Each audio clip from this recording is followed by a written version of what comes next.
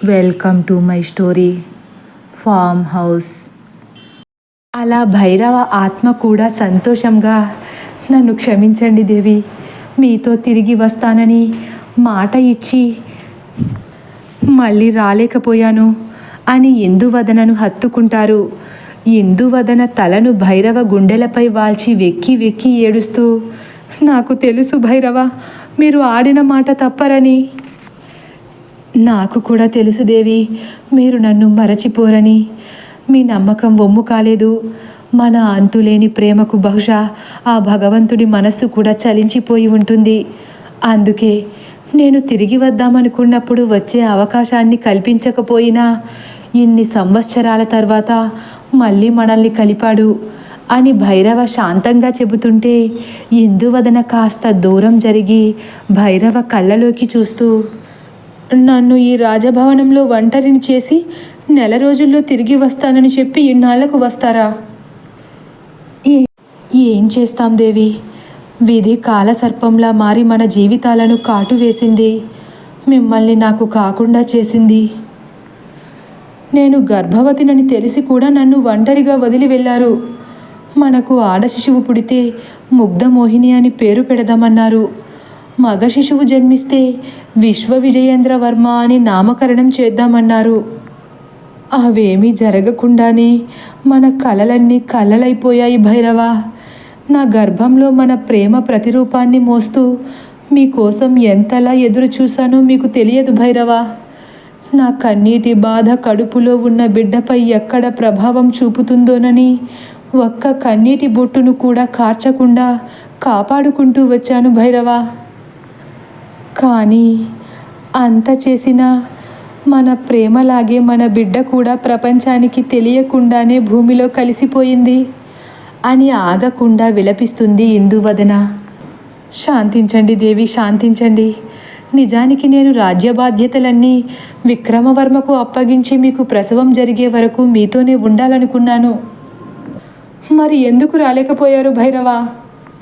ఆ అమితమైన దుఃఖంలో ఒక్కొక్కసారి నాకెంత భయమేసేదో తెలుసా?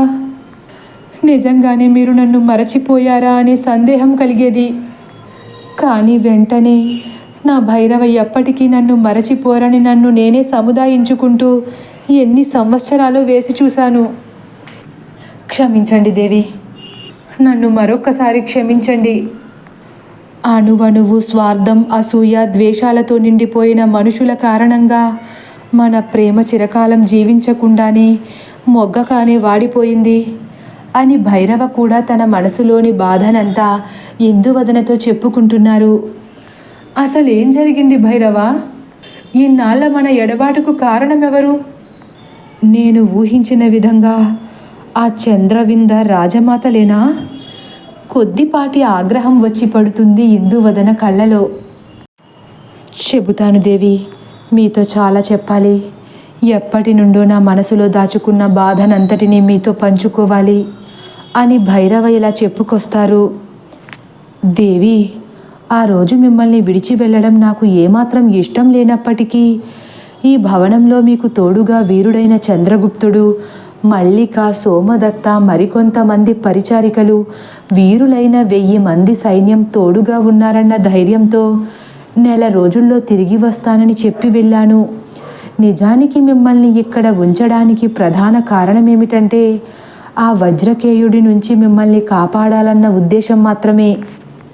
మా తల్లిగారు ఆ కపట బుద్ధి అయిన చంద్రవింద మాటలను నమ్మి మిమ్మల్ని సంహరించడానికి ప్రయత్నించారని నాకు చంద్రగుప్తుని ద్వారా తెలిసింది. అలాగని మిమ్మల్ని వకులలో ఒంటరిగా వదిలే ధైర్యం లేదు నాకు. అలాగని మా తండ్రి గారి తలపైనే చంద్రపురి రాజ్యభారాన్ని వదలలేక నలిగిపోయాను. అప్పుడు నాకు తోచిన ఉపాయమల్లా ఒక్కటే.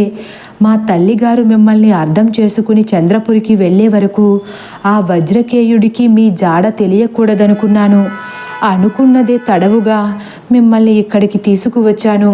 ఇక్కడికి వచ్చిన కొద్ది కాలంలోనే మీరు గర్భవతి అయ్యారని తెలిసాక ఆ వజ్రకేయుడి గురించిన భయం నాలో ఎక్కువైపోయింది. మీ ప్రసవం అయ్యే వరకు మీరు ఎక్కడ ఉంటేనే క్షేమమని తోచింది. ఎందుకంటే చంద్రపురిలో మన బిడ్డను మిమ్మల్ని కబలించడానికి చంద్రవింద శతవిధాల ప్రయత్నాలు చేస్తుందని అర్థమైంది. పోనీ వకులలో ఉంచాలన్నా కూడా ఆ వజ్రకేయుడి భయంతో నా మనసు అంగీకరించలేదు. అందుకే మిమ్మల్ని ఇక్కడ విడిచి వెళ్ళాను.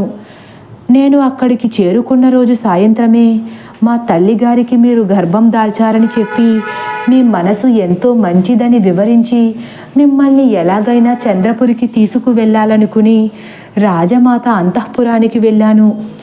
ఏకాంతంగా సంగీతం ఆలపిస్తున్న మా తల్లిగారి దగ్గరకు వెళ్ళి, రాజమాత, మీ బిడ్డ మీతో కొంచెం మాట్లాడాలి. దేని గురించి భైరవా?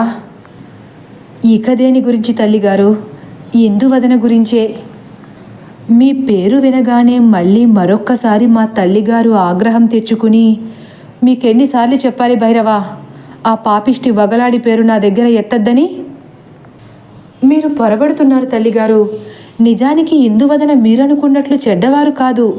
ఆవిడ మనసు మంచు కన్నా చల్లనైనది, పాలకన్నా తెల్లనైనది, పసిపాప నవ్వులా స్వచ్ఛమైనది. మీరు అసలు ఆవిడతో కాస్త అయినా సన్నిహితంగా ఉంటేనే కదా ఆవిడేంటో మీకు తెలిసేది అని ఎన్నో విధాల ప్రాధేయపడ్డాను. ఇక చాలించండి భైరవ. ఇందువదన ఎంత గొప్పదైనా తను నా మనసుని ఆకర్షించలేదు. ఎందుకు తల్లిగారు? ఒక మనిషిని మీరు ఇంతలా ద్వేషించడానికి కారణమేమిటి? ఆవిడ మీకు చేసిన అన్యాయమేమిటి? నా ప్రశ్నకు మా తల్లిగారు వెంటనే సమాధానం చెప్పలేకపోయినా మా తల్లిగారు తడబడుతూ, ఎందుకంటే ఆమె వల్లే కదా మీరు చంద్రవిందను దూరం పెట్టారు. చిన్నప్పుడే తండ్రిని కోల్పోయిన చంద్రవిందపై కాస్తైనా జాలి లేకుండా మీరు ప్రవర్తిస్తున్నారంటే అది ఆ వగలాడి వల్లే కదా. చిన్ననాడు మీకోసం మీ మేనమామ చేసిన త్యాగాన్ని మరచిపోయి కూడా ప్రవర్తిస్తున్నారంటే అది ఆ ఇందువదన వల్లే కదా. కాదు తల్లిగారు, కాదు. మీరు ఇంకా పొరబడుతున్నారు. మహారాణి ఇందువదన ఎప్పుడూ కూడా నన్ను చంద్రవిందతో సఖ్యంగా ఉండొద్దని చెప్పలేదు. అలాగైతే మరి ఎందుకు ఇలా ప్రవర్తిస్తున్నారు? చంద్రవిందను మీ భార్యగా ఇప్పటికీ ఎందుకు అంగీకరించలేకపోతున్నారు మీరు? ఈ విషయమై నేను ఇప్పటికే మీతో ఎన్నోసార్లు చర్చించాను భైరవా. మీరు మాత్రం నా మాట వినడం లేదెందుకని? ఇదంతా కేవలం ఆ వగలాడి వల్ల కాదా? కాదు, మీరు పొరబడుతున్నారు. నేను చంద్రవిందతో సఖ్యంగా ఉండకపోవడానికి కారణం ఇందువదన ముమ్మాటికి కాదు తల్లిగారు. చంద్రవిందది ఎంతో కపట బుద్ధి కాబట్టి. మీ ఇందువదన మంచిదని చెబితే నేను తక్షణమే మారు మాట్లాడకుండా నమ్మేయాలి. అదే చంద్రవింద మంచిదని చెబితే మీరు మాత్రం నమ్మలేకపోతున్నారా? ఇప్పటికైనా మీ పక్షపాత బుద్ధిని మానుకో భైరవా. చంద్రవిందకు మీకు వారసుడు ఎప్పుడు పుడతాడోనని మీ తండ్రి గారు నేను ఎంతలా ఎదురు చూస్తున్నామో మీకు తెలియదు. వయసు వచ్చిన తల్లిదండ్రులను క్షోభ పెట్టడమే ఒక పుత్రుని కర్తవ్యమా? లేదు తల్లిగారు, నా కర్తవ్యాలు నాకు తెలుసు. మిమ్మల్ని క్షోభ పెట్టడం ఇష్టం లేకనే కదా చంద్రవింద దుర్మార్గురాలని తెలిసినా వివాహం చేసుకున్నాను. ఏమిటి భైరవ మీరు మాట్లాడేది? ఆ ఇందువదనపై ప్రేమ ఎక్కువైపోయి చంద్రవింద దుర్మార్గురాల్లా కనిపిస్తుందా మీకు? చిన్ననాటి నుండి మీ కళ్ళ ముందు పెరిగిన పిల్ల కదా, మీకు ఆ మాత్రం కనికరం కూడా లేదా? కేవలం ఆ ఒక్క కారణంతోనే నేను మీకోసం చంద్రవిందను వివాహం ఆడాను. కానీ నా మంచితనమే నన్ను ఇంత క్షోభకు గురి చేస్తుందన్నప్పుడు చెప్పక తప్పట్లేదు తల్లిగారు. చంద్రవింద ఎంత నీచురాలో మీకు ఇప్పుడే తెలియాలి. చెప్పండి భైరవ. ఏదో ఒక అసత్యాన్ని సత్యమని రుజువు చేసి చంద్రవిందపై నా మనసుని కూడా విరిచేయండి. తనని అనాథను చేసేయండి. రామా, ఎలా చెప్పాలి తల్లిగారు మీకు? నిజానికి నేను ఇందువదన మాయలో మునిగిపోలేదు. మీరే పూర్తిగా చంద్రవింద మాయలో మునిగిపోయారు. విపుల సామ్రాజ్యంతో యుద్ధం చేస్తున్నప్పుడు తండ్రి గారు ఆ యుద్ధ రంగంలో నుంచి పారిపోయి రావడానికి కారణం ఎవరో తెలుసా మీకు? ఎంతో ధీరాదిధీరుడు, పరాక్రమశాలి అని పేరు తెచ్చుకున్న మన మహారాజుని ప్రజలందరూ ఒక పిరికి పందలా చూసిన ఆ క్షణం మరిచిపోయారా మీరు? ఇప్పుడు ఆ ప్రస్తావన ఎందుకు భైరవా? ఎందుకంటే మన తండ్రి గారి పరాభవానికి కారణం మీ మేనకోడలే కాబట్టి అనేసరికి మా తల్లిగారు నా వైపు ఆశ్చర్యంగా చూసి, ఓ ఆ ఇందువదనను కాపాడుకోవడం కోసం ఈ తల్లి దగ్గరే అసత్యాలు ఆడడం కూడా ప్రారంభించారన్నమాట. మీ పుత్రుణ్ణి మీరే ఇలా శంకిస్తుంటే ఇక నన్ను ఎవరు అర్థం చేసుకుంటారు మాత? మీ పుత్రుడు అసత్యం ఆడుతాడని ఎలా ఊహించగలిగారు? పోనీ మహారాణి ఇందువదన కోసం నేను అసత్యం ఆడుతున్నానని మీరు విశ్వసిస్తే మీ విశ్వాసం అవిశ్వాసమని నిరూపించడానికి నేనేం చేయగలను?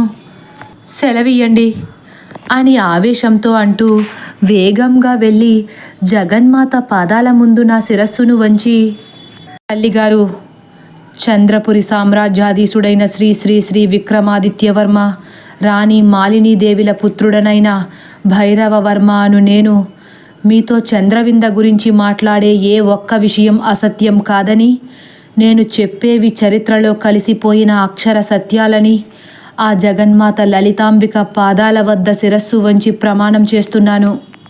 ఒకవేళ నేనే అసత్యమాడుతున్నట్లయితే నా శిరస్సు వేయి వ్రక్కలవుదునుగాక అని ప్రమాణం చేసేసరికి మా తల్లిగారు ఆత్రంగా నా వద్దకు వచ్చి నా భుజంపై చేయి వేసి నన్ను పైకి లేవదీసి, భైరవా, ఇటువంటి సమయంలో ఇవేమి మాటలు? మీకు ఏదైనా అయితే తట్టుకునే శక్తి మాకు లేదని మీకు తెలియదా? మరేం చెయ్యమంటారు తల్లిగారు?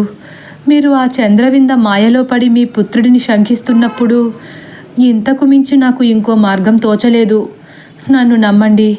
మన తండ్రి గారు ఆ యుద్ధంలో పరాభవం చెందడానికి, విపులను కోల్పోవడానికి కారణం ఒక్కరే, చంద్రవింద. నన్ను నమ్మండి అని దీనంగా ప్రాధేయపడ్డాను. ఇంకా మా తల్లిగారు నా మాటలను పూర్తిగా విశ్వసించలేక విస్మయంగా నా వైపు చూస్తూ, కుమారా, మీరు చెప్పేది నిజమేనా? నాకెందుకో చంద్రవింద కారణమంటే నమ్మలేకపోతున్నాను. మీరు నమ్మలేకపోయినా అది అక్షర సత్యం తల్లిగారు. రత్నపురి జయకేతనుడు మన సామంతరాజ్యమైన విపులపై దండెత్తడానికి కారణమే ఆ కపట బుద్ధి చంద్రవింద. మీరేం తెలియజేయాలనుకుంటున్నారు భైరవ? మా తల్లిగారు మనసులో ఒక్కసారి విషాదం చోటు చేసుకుంది. నిజాన్నే తెలియచేస్తున్నాను తల్లిగారు. మన విపుల రాజ్యం సైనిక బలం గురించి, బలహీనతల గురించి, రాజ్యంలో రహస్యంగా నిర్మించబడిన సొరంగ మార్గం గురించి, మన రహస్యాలన్నీ ఆ జయకేతనుడికి తెలియజేసింది చంద్రవిందే. నేను ఇప్పటికీ నమ్మలేకపోతున్నాను. కానీ మీరు ఇంతలా చెబుతుంటే నమ్మక తప్పదనిపిస్తుంది. అయినా మన చంద్రవిందకు అంత అవసరమేముంది? తదుపరి భాగం కోసం వేచి ఉండండి. ఒకవేళ నా కథ కానీ మీకు నచ్చినట్లయితే లైక్ చేసి సబ్స్క్రైబ్ చేయడం మర్చిపోకండి. Thank you for watching.